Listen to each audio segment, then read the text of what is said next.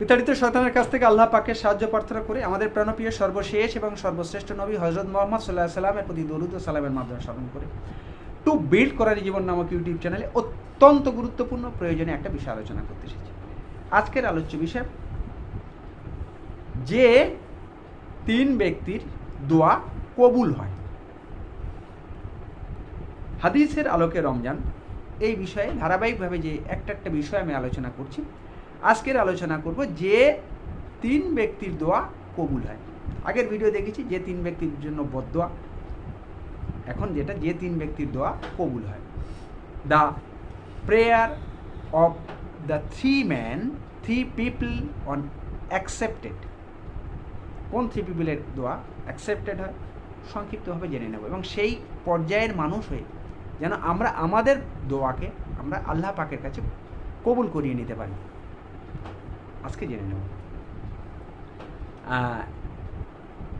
হযরত আবু হুরায়রা রাদিয়াল্লাহু তাআলা আনহু নবী সাল্লাল্লাহু আলাইহি ওয়াসাল্লামের এই হাদিসটা বর্ণনা করেছেন যে 3 ব্যক্তির দোয়া কবুল হয়।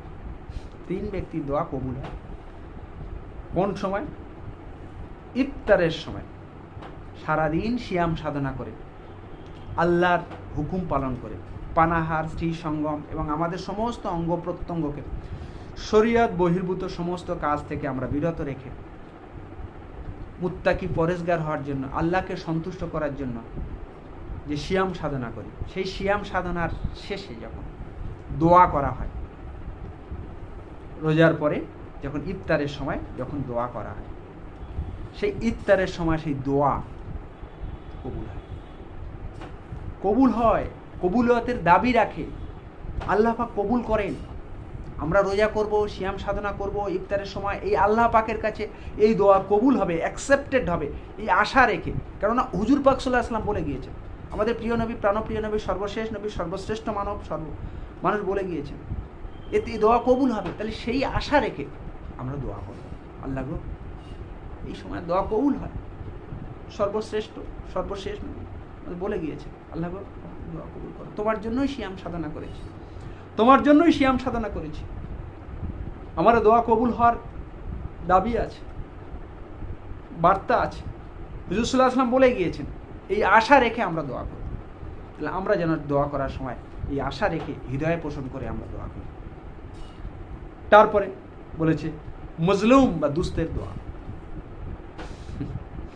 আল্লাহ পাক সমস্ত কিছু সৃষ্টি করেছে, যারা দুস্থ, যারা গরিব, দারিদ্রতার মধ্যে আছে, কষ্টের মধ্যে আছে, অর্থ সম্পদ, সুখ শান্তি সমৃদ্ধি, যেগুলো আমরা পৃথিবীর পার্থিব মানুষের যেগুলো খুব বৈষয়িক যেসব সুখ সমৃদ্ধি অর্থ সম্পদ আমরা কামনা করি, যারা তার কম আছে, অল্প আছে, ক্ষীণ আছে, নানা কষ্টের মধ্যে জীবনযাপন করতে হয়, দরিদ্র মানুষ, আল্লাহ পাক তাদের দোয়া কবুল করেন, তাদের প্রার্থনা কবুল করেন, তাদের চিরকালীন শান্তি, বড় শান্তির জায়গা, তাদের ভালো কিছু দেন, তাদের দোয়াকে আল্লাহ পাক কবুল করেন।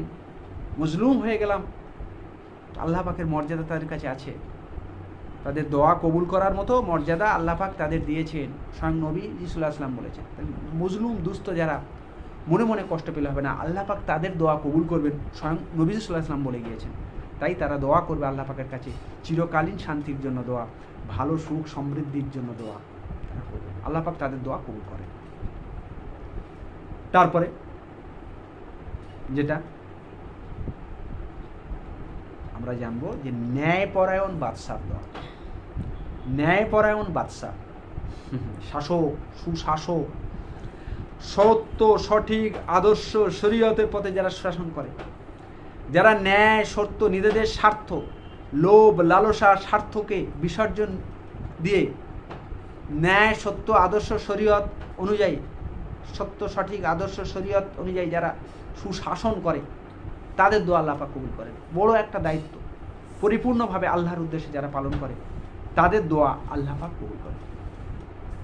তাহলে আমরা যেন এই রকম পর্যায়ে যখন মধ্যে যারা আছি, তারা যেন আল্লাহ পাকের কাছে সেই আদর্শটাকে সঠিকভাবে পালন করে, আল্লাহর উদ্দেশ্যে পালন করে আল্লাহ পাকের কাছে দোয়া আমরা যেন চাই, এবং আল্লাহ পাক কবুল করবেন। এটা কেন?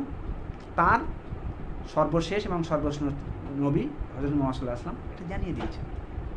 এই বার্তাকে সারা পৃথিবীর সমস্ত মানুষের কাছে পৌঁছে দেওয়ার দাবি রেখে শেষ করছি।